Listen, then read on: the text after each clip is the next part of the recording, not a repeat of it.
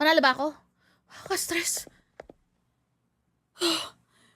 Oh my God!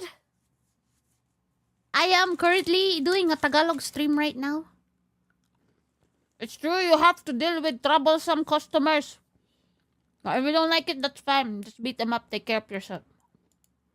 By the way, I'm going on a vacation. What? First day ko po lang. Putang ina mo. I'm part-time worker!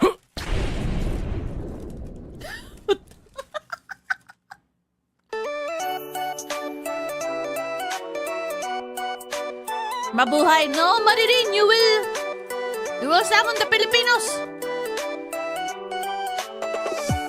Yeah, that's right. It's me, I'm the part-time worker. I have to deal with a lot of customers. Sometimes they ruin my skills.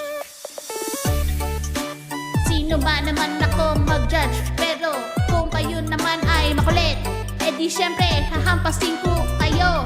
Tignan mo itong taong ito, nagpi-peace sign lang yung isa nag-yoga. Tapos yung iba, may isang penguin. Ano ba yan? Di ko siya pwedeng galawin.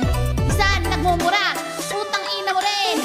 Yung isa naglalagay ng broccoli, yung isa nagpa-flat, yung isa natutulog sa may mangga. Some nagkakamping, yung isa nasa fridge, tapos yung isa na feeling niya sa multo, yung isa sinisira yung ATM, yung isa nagnanakaw at yung isa nag-reflex, yung isa sinabog yung microwave, isa feeling niya siya ay convenience worker. Hirap talaga ng buhay ng isang part-timer dahil ang daming sinisira. Ano ba yan? Akala mo minimum wage job lang naman ito. Ang hirap talaga, wala na nga akong love life. At ang aking suso maliit, tas ito pa konsumisyon ng mga customer. Ano ba yan? Nakakapagod din. Ang hirap ng buhay. Bakit kailangan ko pang huminga? Ang hirap. Putang ina.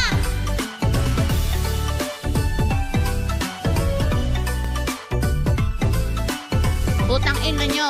Putang ina nyo. Putang ina nyong lahat. Ay, quit. Kailan po pa-drop ang album?